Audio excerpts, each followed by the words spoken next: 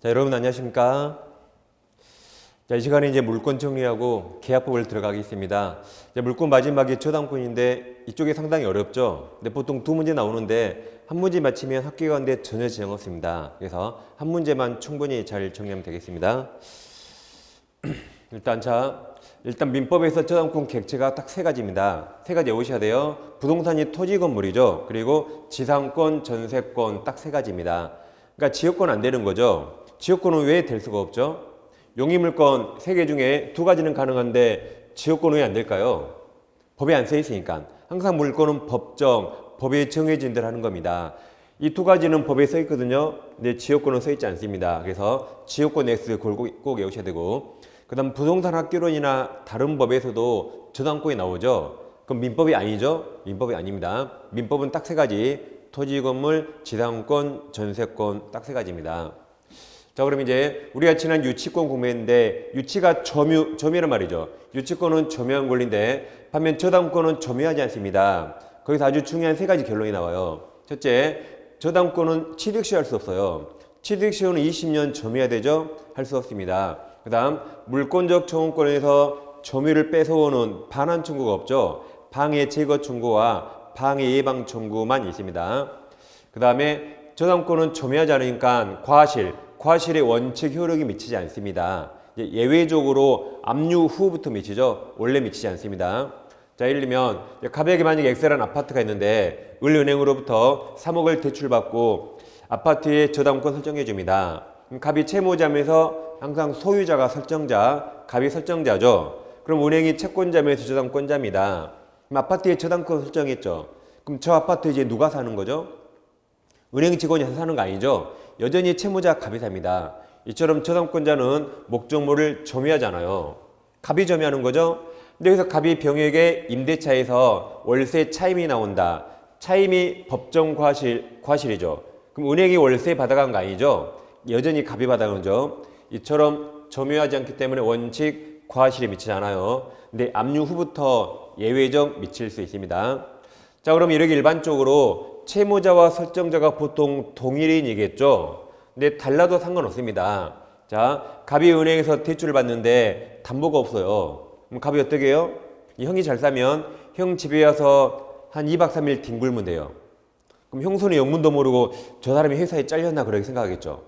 그러니까 형이 어쩔 수 없이 이제 부동산을 은행 앞으로 저당권 설정해 줍니다. 그럼 채무자는 동생 갑인데 병이 설정자, 소유자가 설정자, 병이 설정자죠. 병은 갑을 위해서 부동산 물건으로 보증서서 이자를 물상보증이랍니다.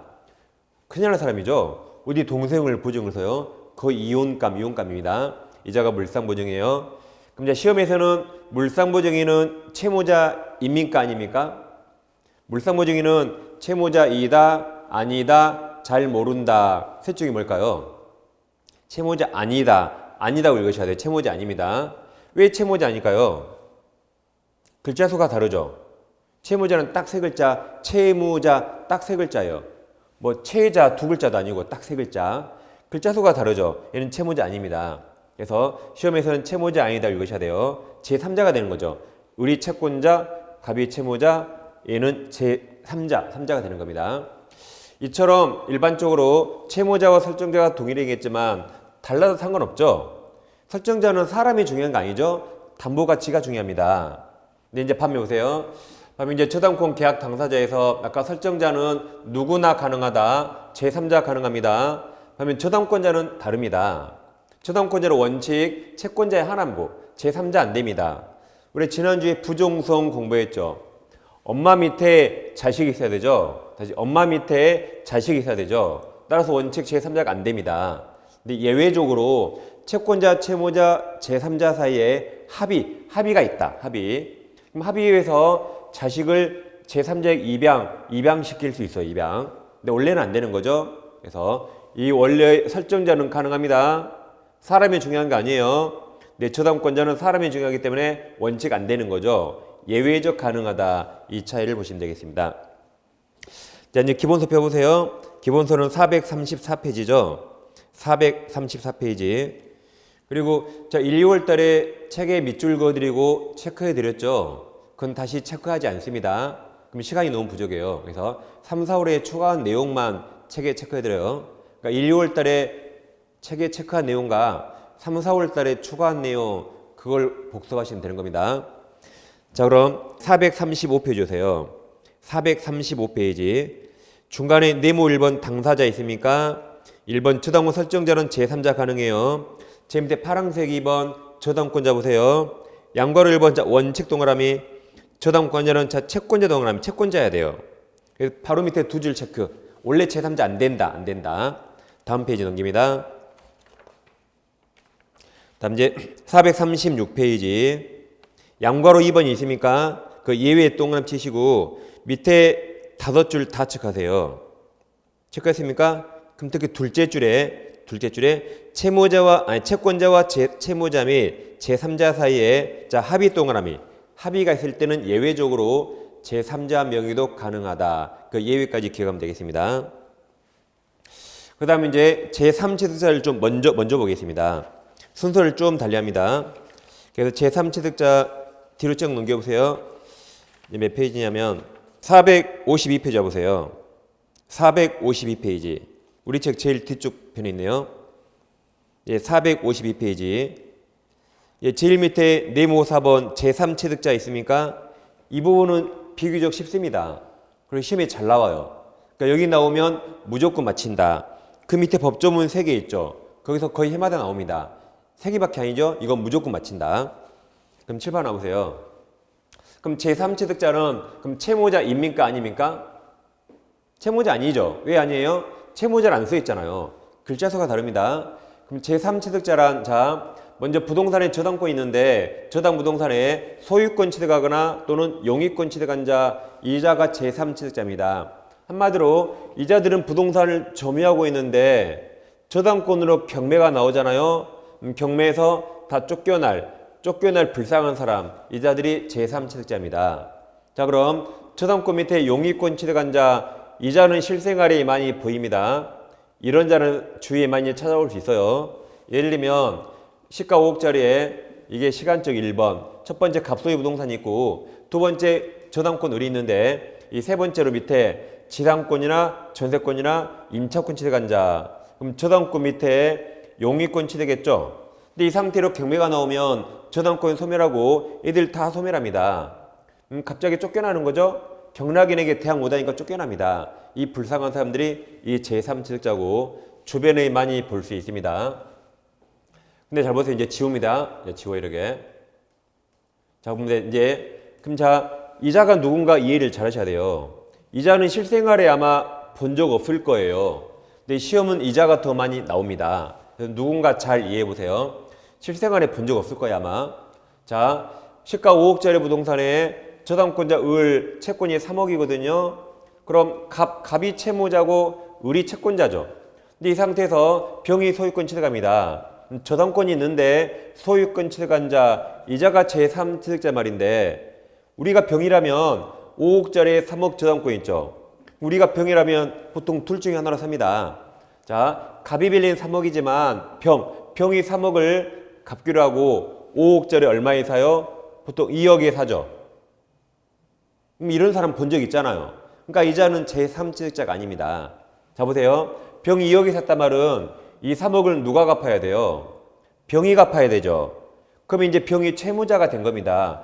병이 3억 갚아야 할 채무자가 되고 2억에 산 거죠. 근데 얘는 채무자 아니라면서요. 그러니까 이런 병은 제3취득자 아니에요. 이 병은 이제 채무자가 된 겁니다. 그래서 얘는 X. 그럼 자, 병은 돈 많아서 대출 받을 필요 없어요. 그럼 5억짜리 5억 주고 살 수 있죠. 근데 보통 어떻게 하죠?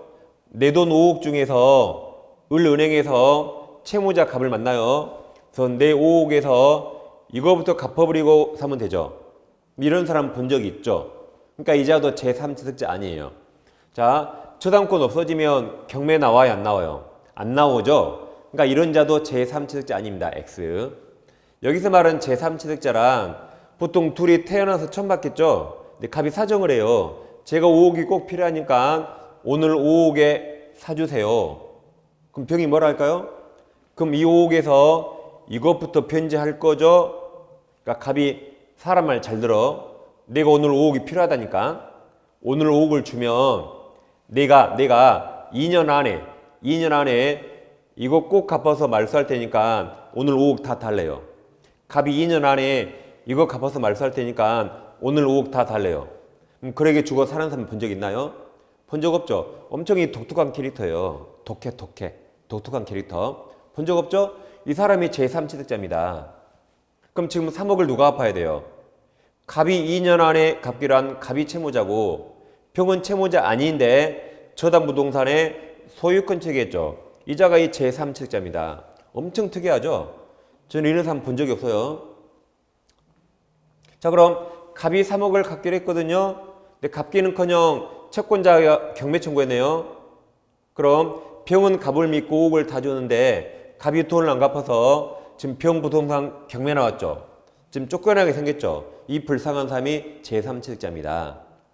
아무튼 둘 다 불쌍하기 때문에 이 두 명에게는 다음 같은 권리가 있어요. 첫째, 이 병은 내 거지만 내가 경매받을 수 있어요. 지금 경매 나왔죠? 그럼 내 거지만 내가 경매를 받을 수 있다. 채무자 아니니까 경매받을 수 있는 겁니다. 채무자는 경매 못 받아요. 돈 갚아야겠죠. 채무자 아니라 내 걸 내가 경매받을 수 있다. 그게 이제 363조 2항인데 저당물 소유권 취득한 제3취득자 채무자 아니죠. 그러니까 경매인 될 수 있답니다. 그 다음 다시 병이 지금 5억짜리 5억 주고 산 거예요. 다음 두 번째 병은 채무자가 아니지만 아까 갑 채무를 대신 변제해요. 그리고 저당권을 소멸 청구할 수 있습니다. 그럼 경매 안 나오겠죠. 이렇게 내 소유권을 미리 지킬 수 있다. 다시 보세요. 이제 3명의 사주가 있는데 여러분 책에 지금 쭉 있습니다. 자, 저당 부동산에 대해서 소유권, 아까 그 특이한 사람, 그다음 지상권 또는 전세권 취득한 제3자, 여기까지 제3취득자는 저당권자에게, 다음 잘 보세요. 그 부동산으로 담보된 채권, 이게 좀 이따 볼 360조나 또는 근저당에서 채권 최고액을 말합니다. 이걸 편지하고 저당권 소멸을 청구할 수 있다. 그러니까 제3취득자는 채무자 아니죠. 근데 그 부동산으로 여기 담보된 채권을 대신 변제하고 저당권 소멸시켜요. 그럼 경매 안 나오겠죠. 그럼 내 것 지킬 수 있잖아요. 이렇게 권리가 있다. 그럼 360조 좀 이따 볼 텐데 미리 봅니다. 여기 360조 피담은 채권 범위 있습니까?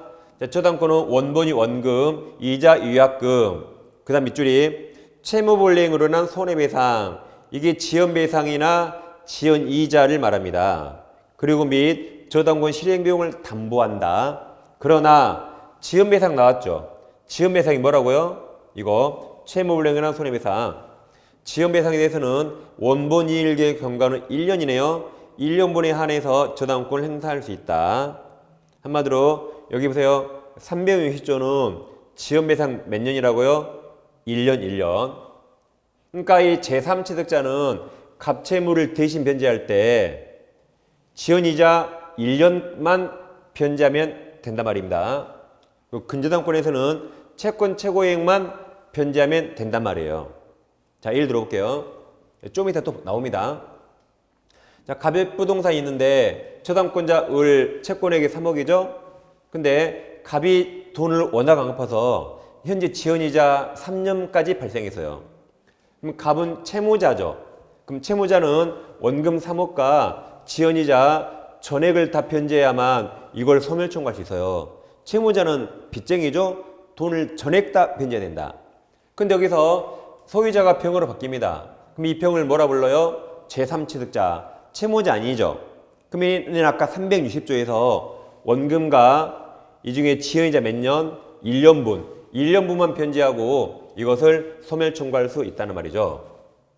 그럼 우리는 억울하네요. 아니, 갑에게 돈 받을 때는 원금 3억과 지연이자 3년분 다 받고 말소해 주는데 제3취득자 병에게 돈 받을 때는 원금 3억과 지연이자 이 중에서 몇 년만? 이 중에 1년만 받고 말소해 줘야 돼요. 그럼 억울합니까? 전혀 억울하지 않습니다. 자, 여러분이 을이라면 1번 나는 채무자 갑에게 3억과 3년을 다 받겠다. 2번 나는 제3취득자 병에게 3억과 이 중에 1년분만 받겠다. 여러분 같으면 1번, 2번 뭐 선택해요? 뭐 1번? 저 같으면 2번, 2번입니다. 보세요. 지금 갑은 이거 10원도 못 줘요. 갑은 지금 이 10원도 못 줍니다.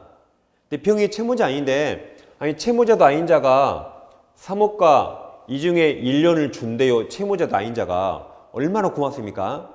막 고마워 미치겠죠? 큰절을 해줘야 돼요. 그러니까 저 같으면 병에게 3억과 이 중에 1년 받고 말소해줘요. 그럼 2년분 못 받았죠? 그건 갑에게 받으면 되잖아요. 물론 갑은 못 주겠지만. 얼마나 고마워요? 사등의 손해가 없습니다. 병한테 큰절해야 돼요. 근저당 마찬가지예요. 갑부동산에 근저당 분자을 채권 최고액 3억인데 채무자 갑이 갚아야 할 돈이 이걸 초과해서 3억 5천까지 확정됐다. 그럼 채무자는 이거 주장 못하죠? 전액을 다 변제해야만 이걸 소멸청구할 수 있는데 이 상태에서 소유자가 병으로 바뀝니다. 그럼 병이 제3취득자, 채무자 아니죠? 또는 만약에 이 부동산에 물상보증인이 따로 있다. 그럼 둘 다 채무자 아니죠? 채무자는 갑이에요. 둘 다 채무자 아닙니다. 그럼 채무자 아닌 자는 3억 5천 전액이 아니라 채권 최고액만 변제하고 이걸 소멸청구할 수 있습니다. 을에게 손해 없어요. 제가 을이라면 갑에게 돈 안 받아요. 갑 10원도 못 줍니다. 이 채무자도 아닌 자들이 3억 준다면 얼마나 고마워요? 그거 받고 말소해줘요. 그리고 못 받은 5천만 원만 갑에게 청구하면 되겠죠. 물론 갑은 못 주겠지만. 그래서 하등의 손해가 없다. 결론, 채무자들은 채무 전액을 다 변제해야 되는데 채무자가 아닌 제3자들은 360조 1년분 채권 최고액만 변제하고 소멸 청구할 수 있습니다. 다음 세 번째, 제3취득자들은 자 경매에서 비용, 필요비익비를 우선 상환, 우선 변제 받을 수 있어요. 예를 들면 다시 갑부동산에 저당권 을이 나왔습니다. 갑이 채무자죠? 근데 여기서 소유자가 병으로 바뀌면 병이 제3취득자입니다. 제3취득자. 근데 보세요. 이번엔 누가 을에게 아무도 돈을 갚지 않아서 을이 부동산을 경매 청구합니다. 그럼 아까 병은 자병은 이 두 가지 할 수 있죠? 이건 병이 돈이 남아 돌 때예요. 병이 갑에게 5억 주고도 돈이 남아 도니까 이런 거 할 수 있죠. 이번에 병 갑에게 5억 주고 이제 10원도 없어요. 10원도 없는데 우리 경매 청구했네요. 그럼 병은 이제 뭐 쫓겨나야지. 어쩔 수 없죠. 쫓겨나야지. 그래서 A가 경락받아서 경락인이 병에게 나가. 그럼 병이 이제 쫓겨납니다. 이 불쌍한 쫓겨나죠? 근데 이 불쌍한 사람이 이 목적물에 필요비나 유익비를 들였다면 그 비용을 가장 먼저 주는 겁니다. 막 불쌍히 미치겠잖아요. 그래서 그 비용을 경매패당 1순위로 가장 먼저 줍니다. 그래서 참고로 봐볼게요. 자, 327조. 저당물 제3취득자가 그 부동산 보존 계량을 위해서 필요비 또는 유익비를 지출한 때 아랫줄 저당물 경매가에서 우선 상환이나 우선 변제 받을 수 있다. 배당 몇 수이냐면 여러분 민법 보충사항 프린트 다 있죠? 이거 없으신 분은 1월달 강의 1강에 출력할 수 있어. 1월달 강의. 거기 보충 13번 펴보세요. 그럼 보충 13번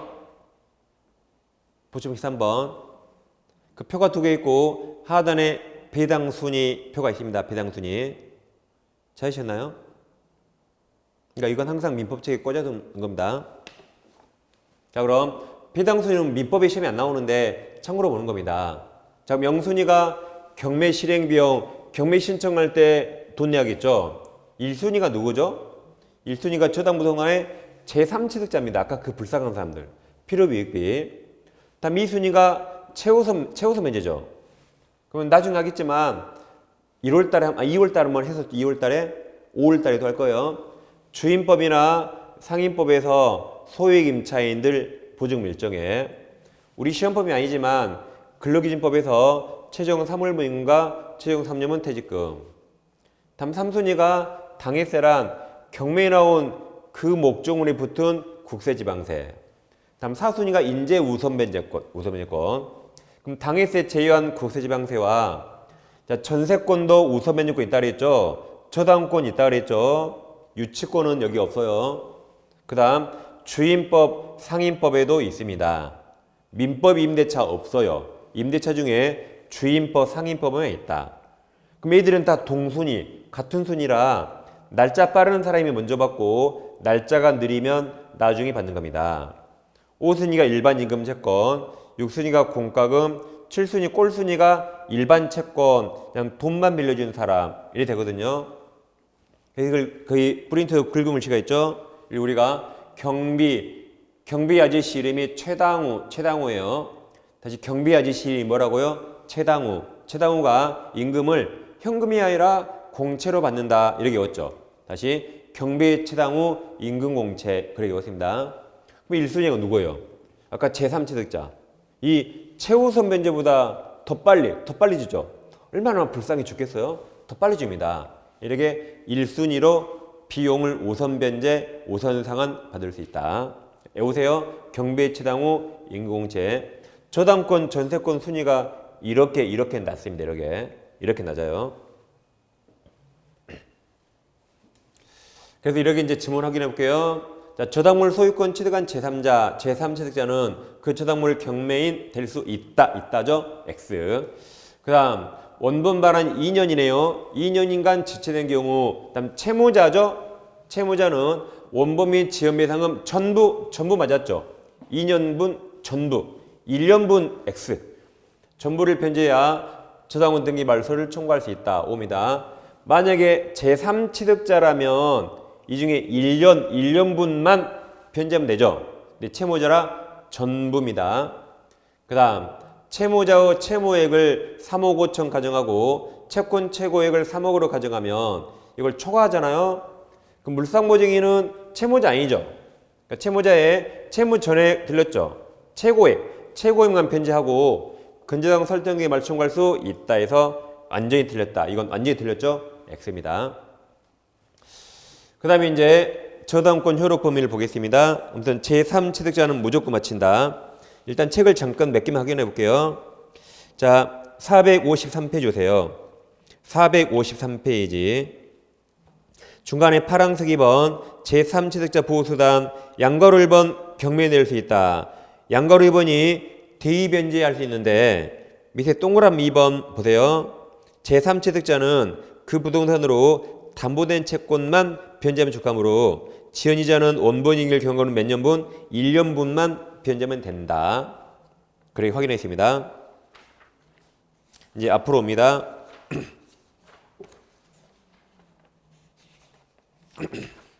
자, 이제 438페이지 오세요. 438페이지.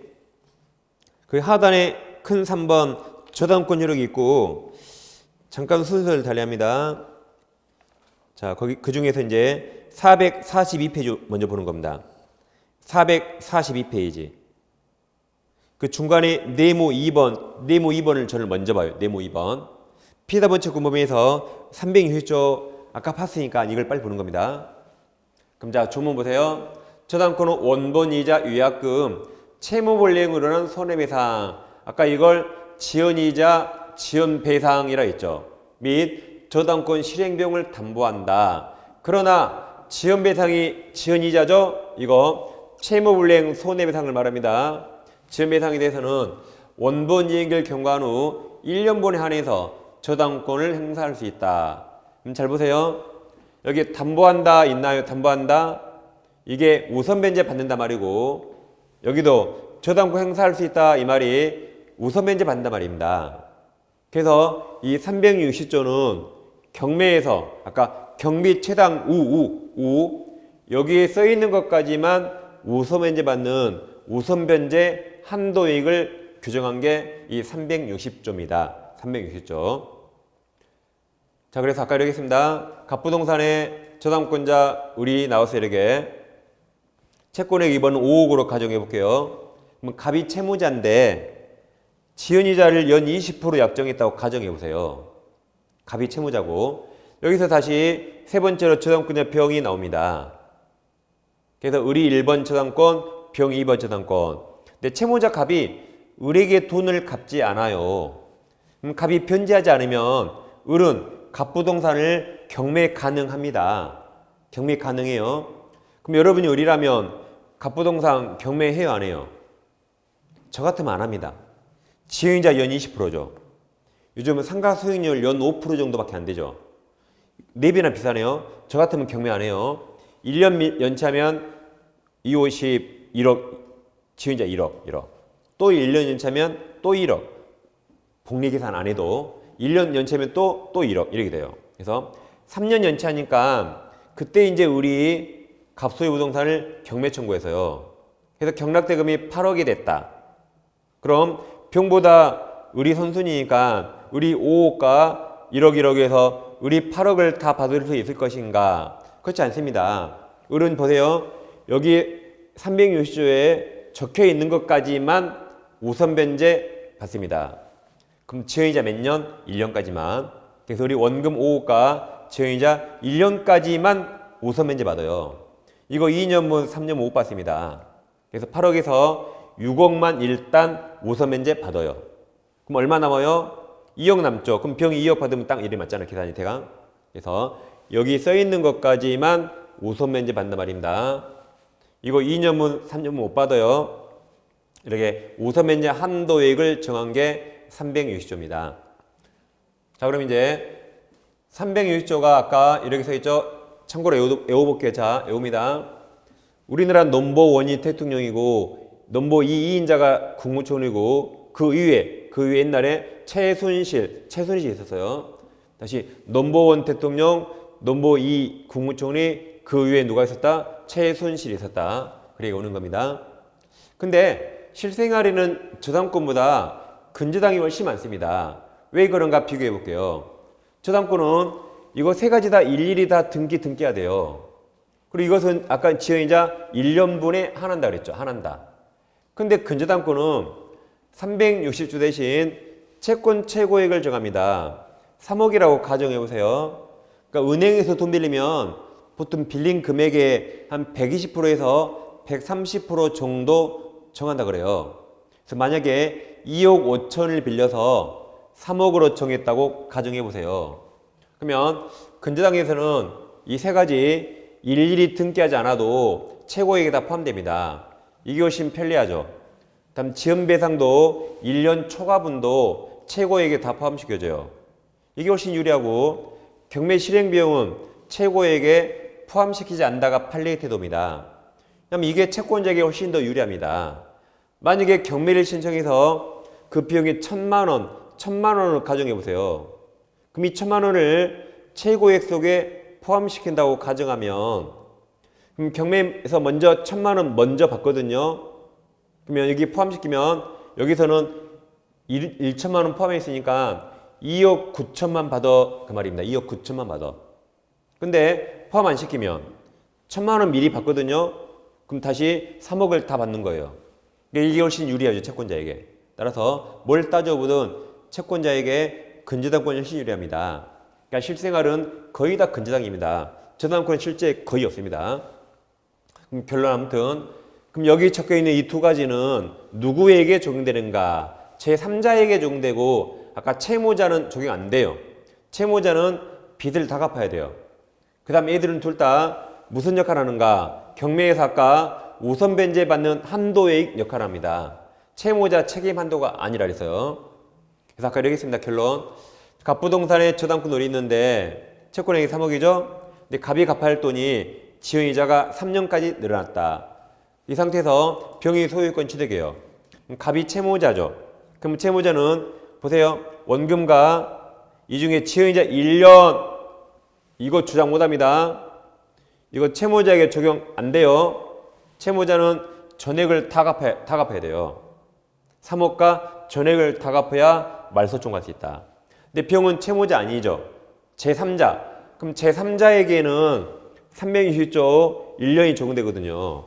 그러니까 병은 원금 3억과 이 중에 몇 년만? 1년만 변제하고 소멸총 갈 수 있다고 했습니다. 다음 이번에 이게 근저당권이다.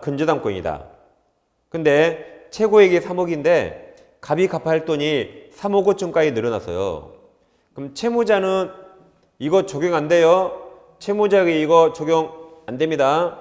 채무자는 3억 5천 전액을 다 변제해야 소멸 청구할 수 있는데 병은 채무자 아니죠.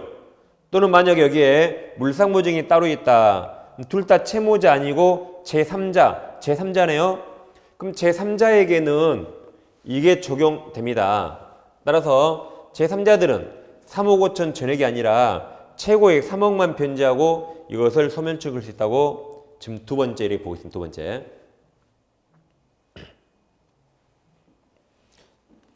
자, 그럼 최근 443페이지 봐보세요. 최근 443페이지 상단의 양가로 4번 채무불이행 손해배상에서 동그라미 2번 있습니까? 2번 둘째 줄 제일 끝에 따라서 보여요. 그 다음 밑줄. 자, 채무자는 1년이든 3년이든 지연이자 전부 동그라미. 전부를 변제하지 않으면 저당권 말소 소멸을 청구할 수 없다. 아까 채무자는 전부 그랬어요. 그 다음 잠깐 468페이지 가보세요. 468페이지 가면 근저당 미리 다 지금 보는 거예요. 468 상단에 박스 사례접근 있습니까? 예, 보셨죠? 자, 그럼 거기 2번을 보세요. 채권액이 최고액을 초과하는 경우를 했죠. 그럼 동그라미 1번 채무자 겸 근저당 설정자 빚쟁이죠. 그럼 셋째 줄에 파란색 글씨 채무 전액 동그라미 전액.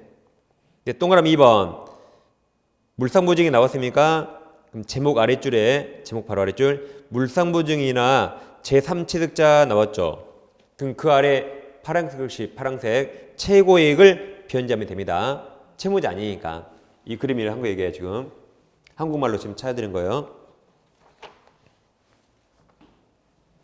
그 다음 다시 자 제360조와 채권 최고액은 이제 경매에서 아까 우선 변제 한도액을 정한다 그랬죠. 이런 말입니다. 갑부동산에 저당권 을이 있는데 지연이자 3년이 발생했다. 근데 채권자가 경매를 청구하네요. 그럼 채권자 을은 3억과 지연이자 전액을 다 우선 변제 받을 수 있나요? 못 받는다 그랬죠.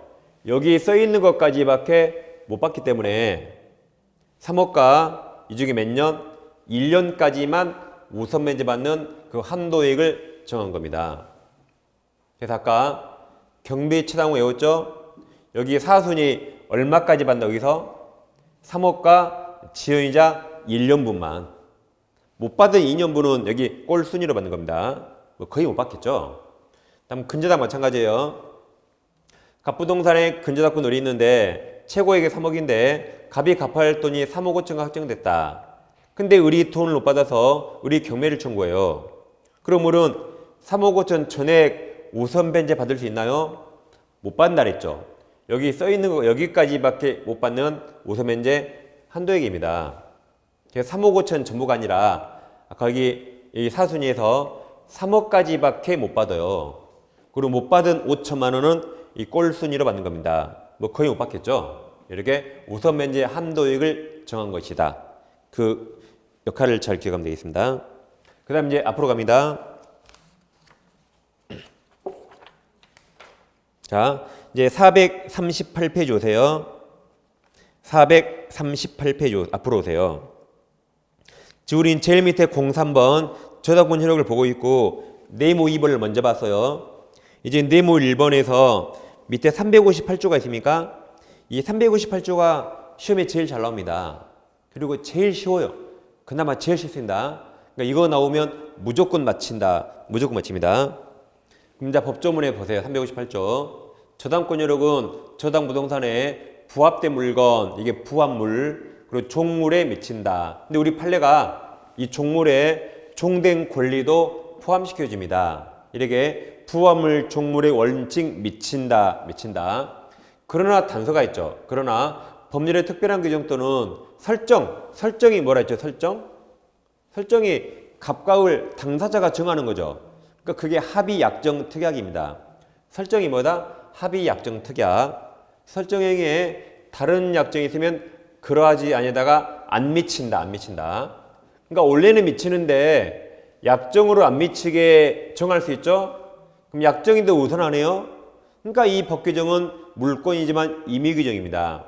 약정이 우선하니까 이 법 규정은 임의 규정이에요. 약정 없으면 미치고 있으면 안 미친단 말이죠.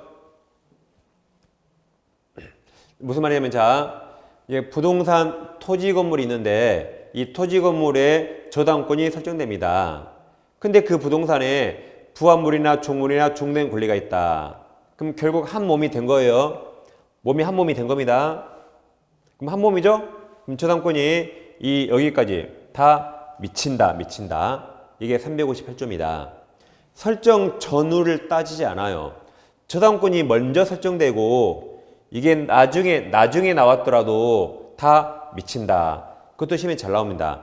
저당권 전후를 따지지 않고 다 미친다. 그러니까 쉽게 말하면 내 몸이 원래 60kg였는데 공부하다가 살만 20kg 쪘어요. 뭐 실력은 안 늘고 살만 20kg 쪘다. 그럼 사랑스러운 내 살 맞죠? 그럼 저당권이 다 미치는 거죠. 내 살 맞으니까 미칩니다. 그 설정 선언을 따지 않아요. 예를 들면 내가 60kg일 때 암 걸려서 암세포가 몸에 들어오죠. 암이 걸린 다음에 20kg 쪘네요. 그러면 그 찐 살에 암세포 들어오잖아요. 그래서 설정 전후를 따지지 않는다. 그 시험에 잘 나옵니다. 그럼 예를 들어보면 자, 1층 건물을 신축하고 1층에 저당권이 설정됩니다. 그럼 1층이 기존 건물인데 2층을 중축해서요. 그럼 2층은 둘 중에 하나입니다. 1층과 독립성이 있거나 없거나 둘 중에 하나예요. 1층과 독립성이 있으면 2층만 별도로 소유권 등기하면 됩니다. 근데 이번에는 1층과 독립성이 없어요. 그럼 1층이 부합된 겁니다. 쉽게 말하면 내 똥배가 나온 거예요. 내 똥배가. 그럼 내 배 맞잖아요. 그래서 부합물이라 저당권이 이제 다 미친다. 그럼 갑은 하나의 부동산인데 면적이 지금 증가했잖아요. 그럼 면적이 증가했다고 표시 변경 등기를 해야 돼요. 근데 법을 몰라서 표시 변경 등기를 하지 않았습니다. 그럼 2층은 있지만 2층은 공적장부 등기부에 나타나지 않았어요. 공적장부에 없습니다. 근데 저당권자가 건물을 경매청구해서 경락이 나왔다면 경매 청구했는데 이게 등기하지 않았기 때문에 경매 목적물로 평가되지 않은 겁니다. 부동산이 경매에 나오면 공무원이 그 현장에 와보지 않아요. 2층이 있는지 모르니까 2층 부분이 경매 목적물로 평가되지 않은 겁니다. 그러더라도 경락이는 2층까지 전부 다 취득합니다. 이게 중요한 게 아니라 저당권이 미쳤잖아요. 그럼 다 취득한다. 2층만 케이크처럼 잘라 버릴 수가 없어요. 그래서 2층까지 전부 다 취득한다. 왜 그래요? 저당권이 미쳤으니까. 그 다음 시골에 농가가 있는데 농가에 저당권이 설정되면 농가 옆에 조그만 헛간, 창고 이런 게 종물이거든요. 그러니까 미친다. 다음 토지 건물이 있는데 토지 저당권이 있어요. 그럼 토지 저당권은 건물에 미칩니까? 안 미치죠. 건물과 토지는 독립된 부동산이라 따로따로 안 미친다. 다음 종된 권리가 시험에 제일 잘 나와요. 갑소유 토지를 을이 빌립니다. 지상권이나 토지 임차권을 취득해서 을이 지상에 건물 지어요. 근데 건물에 저당권이 설정되면 자, 건물은 을 소유이지만 토지는 타인 소유라 이 건물을 위해서 종된 권리가 필요했습니다. 그럼 건물 저당권은 이 종된 권리에 다 미친다. 이게 시험에 제일 많이 나와요. 따라서 저당권자가 건물을 경매 청구합니다. 그럼 경락인은 건물 플러스 저당권이 미쳤으니까 플러스 종된 권리를 다 취득한다. 그래서 지상권, 임차권 취득한다. 그리고 지난주에 하면 좀 찔리죠. 어머 복습 안 했는데 지난주에 만약 이게 법정 지상권이라면 법정 지상권 등기해야 돼요? 등기 없이 해요? 그렇죠. 경매니까 법정 지상권 등기 없이 취득한다고 했습니다. 지난주에. 이게 양도 매매라면 둘 다 등기해야 되는데 법정 지상권 경매니까 둘 다 등기 없이 당연히라고 했었죠. 했어요. 그 다음 자 아파트 같은 집합 건물이 있다면 아파트는 현관문 닫으면 다 내 거고 현관문 열자마자 복도부터 함께 사용하는 공용이죠. 그럼 아파트 1001호가 있다면 1001호를 위한 대지 사용권 종된 권리입니다. 그럼 1001호에 저당 설정하면 저당권은 종된 권리에다 미친다 해서 이 종된 권리 두 가지가 시험에 아주 많이 나옵니다. 지금까지 358조에서요. 자, 그럼 이제 책을 넘기시면 440페이지. 상단에 양거리 2번 중물이 있습니까? 동그라미 1번 설정 전, 설정 후를 따지지 않는다. 2번 종된 권리는 그 밑에 핵심 판례 있어요. 핵심 판례 동그라미 니은이 있죠? 니은 둘째 줄에 파란색 글씨 지상권 임차권 미친다고 다 있습니다. 다음 박스 밑에 동그라미 3번, 4번이 있죠? 3번, 4번 두 줄 체크, 네 줄 다 체크. 네 줄 다 체크. 아까 임의 규정이라 안미체계 약정할 수 있고 약정했다면 등기법에서 등기하여야 제3자에게 대항을 쓰고 나옵니다. 다음 그 밑에 양괄호 3번 과실에서 이제 359조 이것도 시험에 요즘 잘 나옵니다. 그럼 법조 먼저 볼게요. 자, 저당권 여력은 저당 부동산에 대한 압류 있은 후, 압류 후죠? 압류 이전 X, 압류 후에 저당권 설정자가 그 부동산으로부터 수취한 과실 또는 수취할 수 있는 과실이 미친다. 그러니까 아까 저당권은 점유하지 않기 때문에 과실에 원래 안 미친다 그랬어요. 근데 언제부터? 압류 후, 압류부터 과실에 미친다는 겁니다. 그래서 이런 식으로 시험에 나와요. 자, 건물 저당권 여력은 특별한 사정이 없는 한 그 건물 소유를 목적으로 아까 종된 권리에 미친다 해서 29회 정답으로 나왔고, 그 다음 저당 부동산에 압류가 있으면 압류 이전 들렸죠? 이후, 여기 이후 압류 이후 저당권 설정자의 저당 부동산에 관한 차임채권이 과실이죠?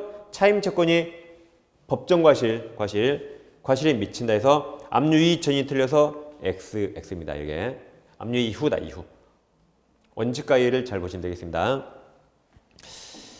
자, 그 다음 이제 오른쪽 페이지 보세요.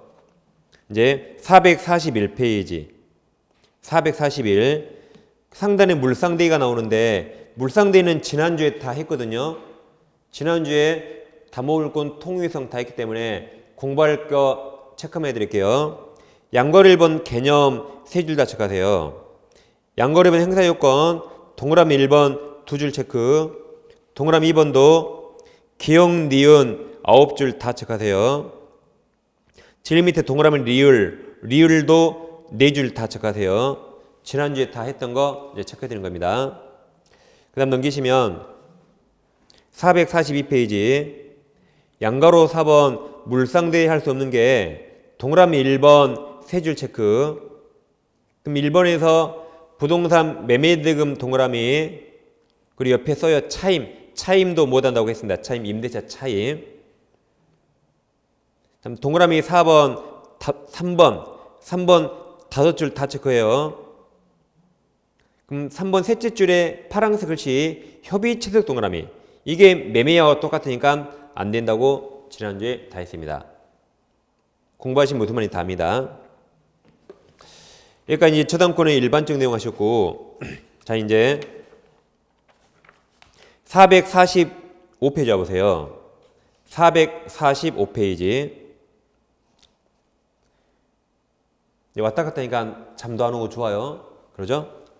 자, 제일 밑에 큰 4번 저당권 용익관계가 있고 한 장 넘기십니다.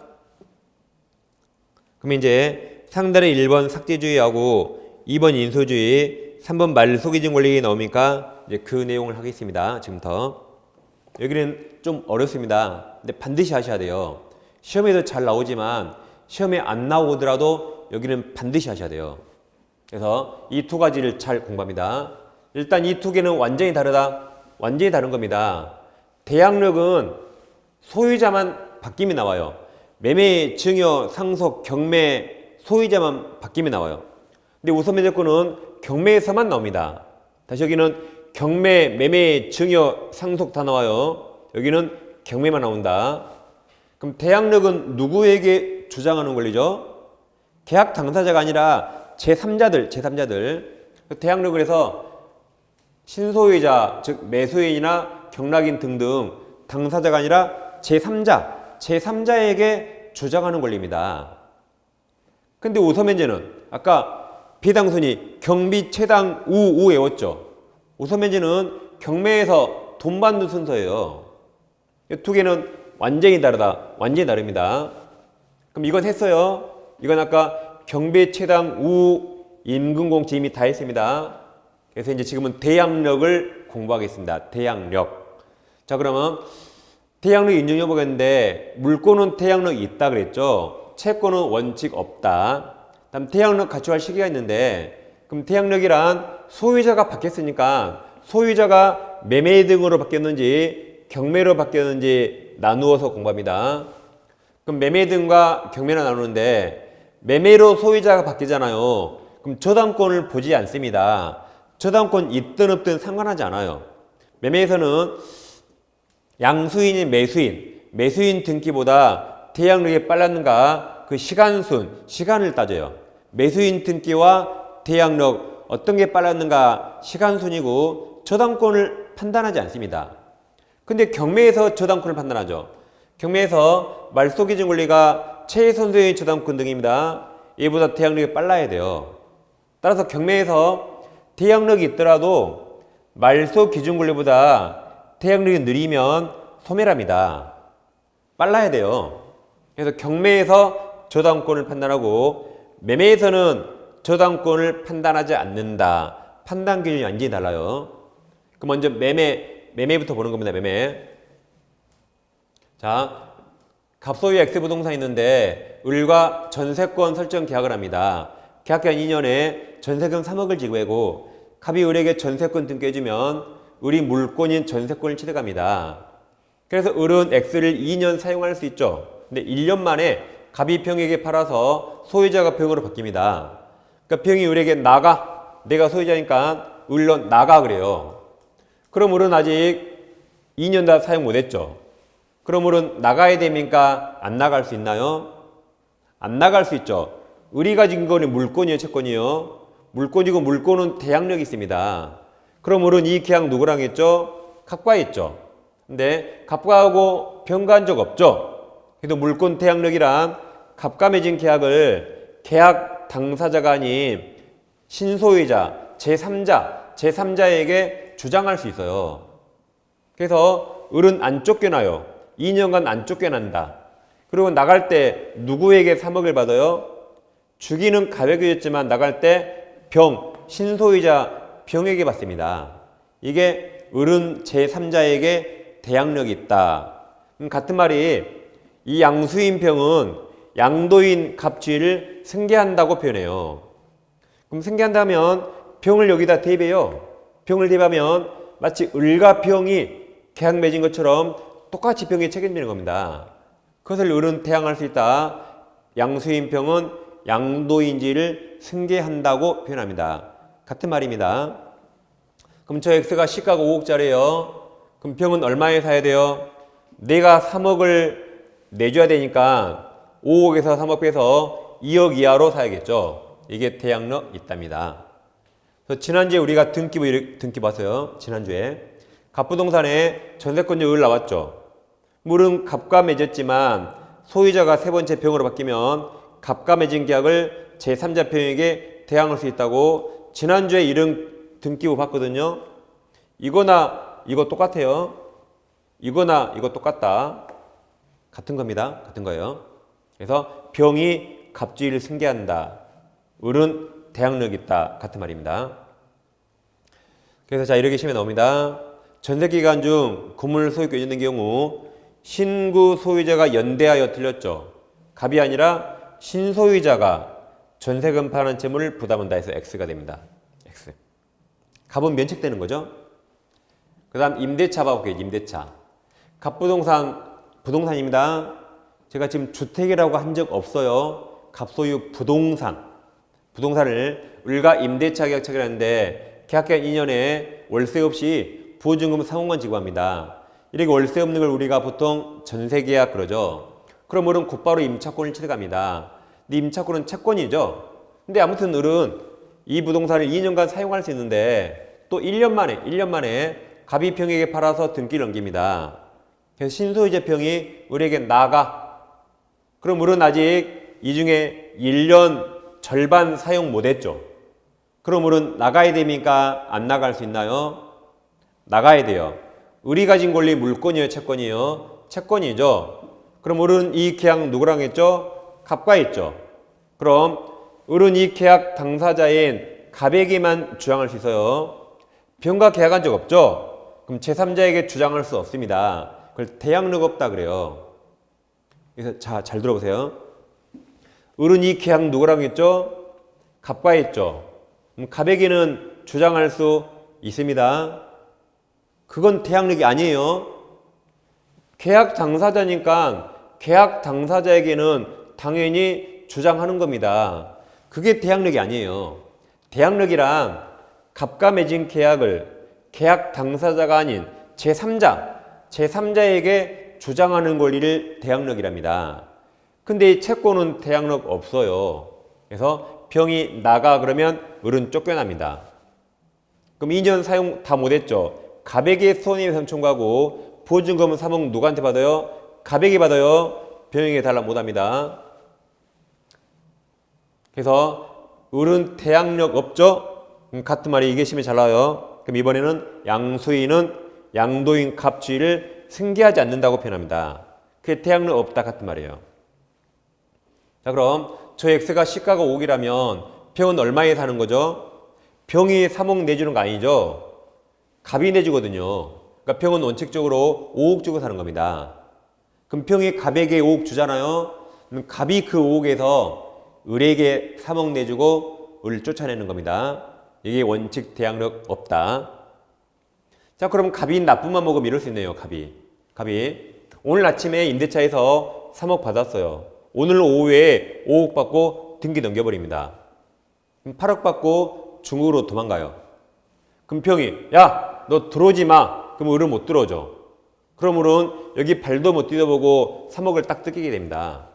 을은 3억을 갑에게 받아야 되는데 갑 지금 어디 있는지 모르잖아요. 그래서 갑이 나쁨만 먹으면 을이 하루아침에 3억을 딱 뜯겨버린 거죠. 3억을 왜 뜯기는 거죠? 을이 3억을 왜 뜯겨요? 대항력이 없으니까 뜯기는 겁니다. 그럼 불쌍해 죽겠잖아요. 그래서 임차권자를 보호하기 위해서 채권이지만 예외적으로 대항력을 취득할 수가 있어요. 첫째, 임차권 등기하면 돼요. 등기하면 대항력이 생깁니다. 근데 실생활에 이거 거의 없거든요. 거의 없으니까 대항력이 없는 겁니다. 그러니까 이제 특별법에서 만약 이 X가 주택이었다면 갑과 을이 주택 임대차였죠. 그럼 주택 임대차는 등기하면 됩니다. 근데 하지 않더라도 주택 임대차 보호법에서 임차인이 주택을 넘겨받고 주민으로 즉 전입신고하면 다음날 0시에 대항력이 생깁니다. 이거 차이는 딱 하나요. 등기하면 등기한 즉시, 이건 다음날 0시, 그리고 나머지 다 똑같아요. 그러니까 굳이 돈 들이고 등기할 필요 없죠. 이거 하면 다음날 0시에 대항력이 생기는 겁니다. 한편 이 X가 상가라면 상가 임대차 했죠. 그럼 상가 임대차도 등기하면 됩니다. 근데 하지 않더라도 상가 건물 임대차 보호법에서 임차인이 상가 건물 인도받고 세무서 가서 사업자 등록 신청을 하게 되면 다음날 0시부터 이것도 대항력이 생깁니다. 그래서 임차인이 예외적으로 셋 중에 하나를 통해서 먼저 대항력 취득했어요. 먼저 취득했죠? 그럼 병 그거 알고 사겠죠. 그러니까 매매로 소유자 바뀌면 매수인 등기보다 이게 빨랐어야 그래 병이 그거 알고 사잖아요. 그때 한해서 을은 갑과 맺은 계약을 병에게 대항할 수 있습니다. 그럼 이때는 병은 양도인 갑주의를 승계한다고 표현해요. 그럼 이제 병은 을 못 쫓아내고 병이 나중에 3억 내줘야 되죠? 그럼 5억짜리 얼마에 사요? 이제 2억에 사는 거죠. 정리하면 채권은 원래 대항력 없어요. 예외적으로 생길 수 있다. 지금까지 매매를 봤어요. 매매는 저당권 보지 않는다. 시간이 누가 빨랐는가. 매수인 등기와 대항력 시기 뭐가 빨랐는가 보는 겁니다. 그럼 이제 10분씩 하시고 경매를 보겠습니다. 경매.